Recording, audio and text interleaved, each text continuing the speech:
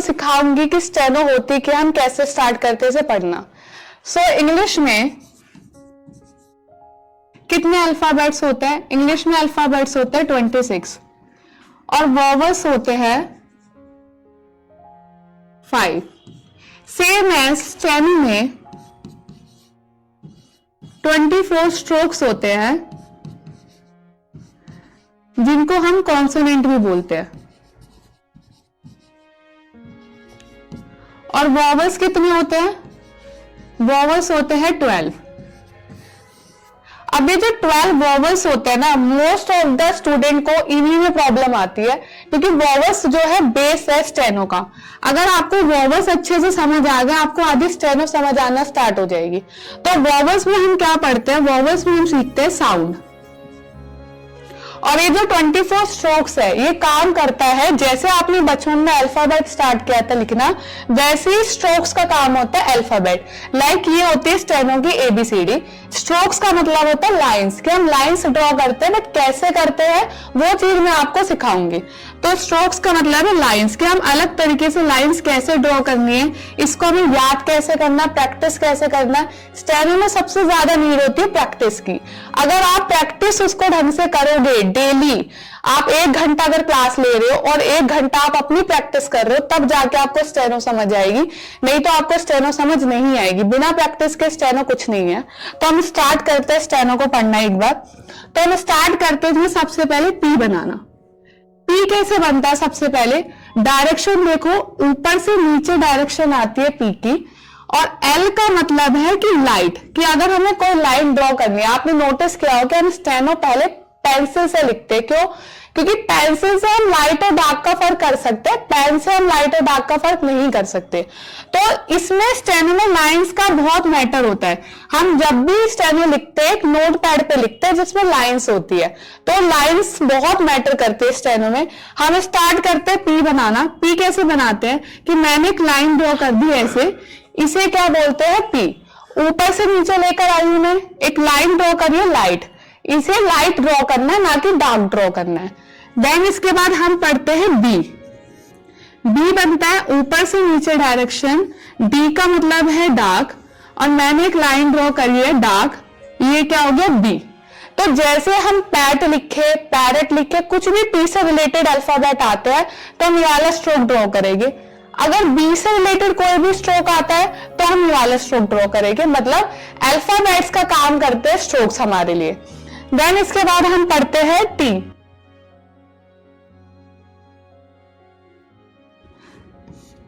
T बनता है ऊपर से नीचे डायरेक्शन, L का मतलब है लाइट। एक लाइन हमारे लिए ड्रॉ करना जरूरी है, क्योंकि आप जब स्टेनो करोगे तो एक नोटपैड पे करोगे, इसलिए मैं बोर्ड पे आपके लिए लाइन ड्रॉ कर रही हूं। तो T बनता है एकदम स्ट्रेट। देन D ऊपर से नीचे डायरेक्शन, डायरेक्शन बहुत मैटर करती है। आप अपने अकॉर्डिंग डायरेक्शन नहीं कर सकते हो कि मैं नीचे से ऊपर बना रहा हूं, नहीं, जैसे मैं आपको समझा रही हूं वैसे ही बनाना है, क्योंकि स्टेनो में हर एक चीज का मतलब चेंज हो जाता है। अगर आप एक डॉट भी लगा दोगे ना, उसका भी मतलब होता है। तो आपको अपने अकॉर्डिंग अभी कुछ नहीं करना है। तो D बनता है ऊपर से नीचे डार्क और एकदम स्ट्रेट। देन चा, किसकी साउंड आती है इसमें? चा की। स्टेनो में साउंड बहुत मैटर करती है, तो याद रखना चा की साउंड आएगी। और ये बनता है लाइट और स्लैंट होके ऐसे बनेगा। देन जा, ऊपर से नीचे बनता है, डार्क बनता है जा। अब ये जो 6 स्ट्रोक्स होते हैं, इनको एक कैटेगरी में डिवाइड किया गया है। इसकी कैटेगरी होती है डाउनवर्ड,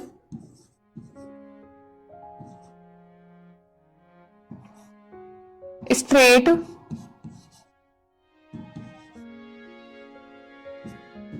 स्ट्रोक्स। क्योंकि ऊपर से नीचे आ रहे हैं डाउनवर्ड मोशन में और स्ट्रेट होते हैं, और इनको हम स्ट्रोक्स बोलते हैं, इसलिए हम इनको इस कैटेगरी में डिवाइड करते हैं, डाउनवर्ड, स्ट्रेट, स्ट्रोक्स। तो P, B, T, D, J, J ये एक कैटेगरी के स्ट्रोक्स हो गए। अब इनको आपको प्रैक्टिस कैसे करनी है, कैसे लिखना है, ये सब चीजें भी मैं आपको सिखाती हूँ, कि हमें इसको कैसे स्टार्ट करना है। ये आपको समझ आया कि एक स्ट्रोक्स है 6 स्ट्रोक्स मैंने अभी आपको बताया है, क्योंकि हम सारे स्ट्रोक एक साथ सीखेंगे वो आपको समझ नहीं आएंगे। पहले हम धीरे धीरे करके हर एक स्ट्रोक पे बात करते हैं, उसके बाद हम आगे चलते हैं। इसके बाद आती है बात जॉइनिंग की। अब देखो, आपको अगर अपना नाम लिखना है इंग्लिश में तो आप क्या करोगे, कोई भी अगर अल्फाबेट आपने सीखा है, किस लिए सीखा है, ताकि आप एक वर्ड का फॉर्मेशन कर पाए। सेम है स्टेनो में भी, अगर आप स्ट्रोक सीख रहे हो, किस लिए सीख रहे हो, ताकि एक वर्ड बना पाओ इंग्लिश में। तो आपको सबसे पहले क्या करना पड़ेगा, ज्वाइनिंग करनी पड़ेगी स्ट्रोक्स की, ज्वाइनिंग ऑफ द स्ट्रोक्स। आप ज्वाइनिंग कैसे करते हैं और क्या पर्पज होता है, मैं आपको थोड़ा सा बताती हूँ।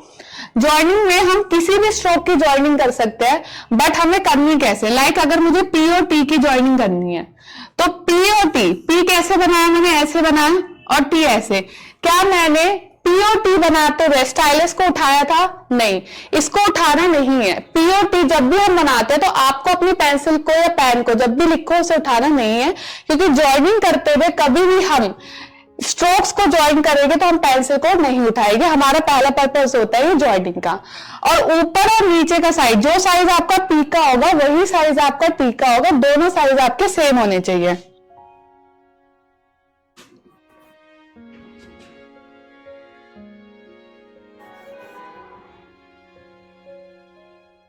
तो मैंने अभी पी और टी की ज्वाइनिंग कर दी है। लाइक अगर मुझे टी और डी की ज्वाइनिंग करनी है, टी लाइट है और डी डार्क है, पेंसिल को उठानी नहीं है।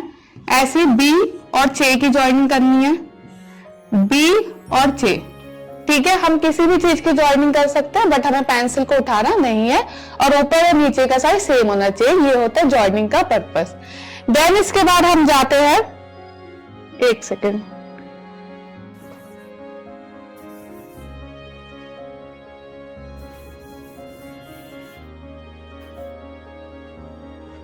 इसके बाद हम आते हैं वॉवल्स पे। बेसिकली वॉवल्स होता क्या है, वॉवल्स होते हैं 12। अभी मैंने आपको बताया था वॉवल्स कितने होते हैं, 12 वॉवल्स होते हैं। 12 वॉवल्स 4 4 और 4 पार्ट में डिवाइड होते हैं, ठीक है। 4 होते हैं फर्स्ट प्लेस वॉवल,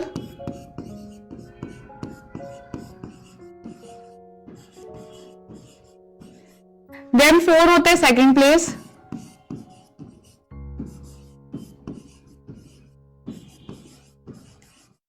देन 4 होता है थर्ड प्लेस वॉवल।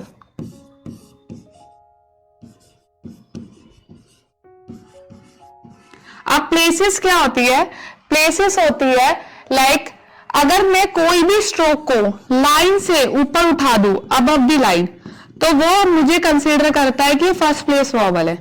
अगर मैं किसी भी स्ट्रोक को लाइन पे टच करती हूं तो मुझे कंसीडर करता है ये सेकंड प्लेस वॉवल है। अगर मैं किसी भी वॉवल को लाइन से कट करती हूँ, कट द लाइन, अगर मैं कोई भी स्ट्रोक बनाती हूँ तो वो कंसीडर करता है ये थर्ड प्लेस वॉवल है। अब मुझे कब इसको लाइन से ऊपर बनाना है, कब लाइन पे बनाना है, कब लाइन से नीचे, ये डिपेंड करता है आपकी साउंड के ऊपर। जब मैं आपको डिटेल में एक एक साउंड सिखाऊंगी, साउंड क्या होती है, जैसे आपने बचपन में आ से ना सीखा होगा, उसमें क्या होता है आ ई, ये क्या होती है, साउंड होती है। तो यही साउंड हम क्या करते हैं, स्टेनो में सीखते हैं। स्टेनो जो है इंग्लिश और हिंदी का मिक्स है, इंग्लिश के वर्ड्स होते हैं और हिंदी की साउंड होती है। अब इन साउंड को समझने में भी टाइम लग जाता है, तो इसलिए मैंने कहा था वॉवल्स ना बहुत इंपॉर्टेंट होते हैं। अभी मैंने आपको सिर्फ डेमो दिया है कि वॉवल्स ऐसे होते हैं। अब मैं अगर नेक्स्ट क्लास होगी, नेक्स्ट क्लास में आपको बताऊंगी कि वॉवल्स होते क्या है, डिटेल में आपको इसका डिस्क्रिप्शन दूंगी। बट मैं जाने से पहले एक चीज बताना चाहती हूँ, लाइक मैंने बोला स्टेनो पूरी साउंड पे बेस है। तो अगर मैं एक वर्ड लिख रही हूँ एज, EDGE, तो आप लोग सोचोगे कि मैं अगर एच बनाऊं स्टेनो में तो डी भी बनाओ, जी भी बनाओ, ई भी, क्योंकि स्पेलिंग में EDGE सब आ रहा है। बट नहीं, क्या हमारी साउंड में जब भी हम एच की प्रोनाउंसिएशन कर रहे हैं उसकी साउंड में क्या डी आ रहा है, नहीं। अगर साउंड में डी नहीं आ रहा तो हम नहीं बनाएंगे। स्टेनो पूरी डिपेंड करती है साउंड पे, जिस चीज के आपको साउंड सुनाई देगी आपको सिर्फ वही बनाना है। लाइक एज में डी की साउंड नहीं आती तो हम एज में डी को नहीं बनाते। तो स्टेनो क्या है, एक साउंड बेस है, आपको साउंड सीखनी होती है ध्यान से। ऐसे ही अगर आपको मेरी क्लास पसंद आई है, अगर आपको समझ आ रहा है कि मैं क्या पढ़ा रही हूँ, और अगर आपको ऐसी और भी क्लास चाहिए तो आप मेरे से ऑफलाइन भी मिल सकते हो। हमारे इस चैनल पे जाके आप मुझे कमेंट कर सकते हो। अगर आपको कोई भी प्रॉब्लम हो, इस चैनल पे जाके आईएपी प्रोफेशनल हमारा चैनल है, हमारा इंस्टीट्यूट है आईएपी प्रोफेशनल, आप चाहो तो विजिट भी कर सकते हो, मेरे से ऑफलाइन भी मिल सकते हो। अगर आपको कोई प्रॉब्लम है, इसमें कुछ चीजें नहीं समझ आई जो मैंने अभी समझाई आपको क्लास में, तो आप कमेंट सेक्शन पे लिख के वो चीज आप मुझे बता भी सकते हो, तो हम आपकी कमेंट सेक्शन की क्वेरी भी ले सकते हैं। ठीक है। अब अगर आपको ऐसी चीजें देखनी है, ऐसी क्लासेस और चाहिए, तो हमारे चैनल को लाइक और सब्सक्राइब करते रहिए। Thank you.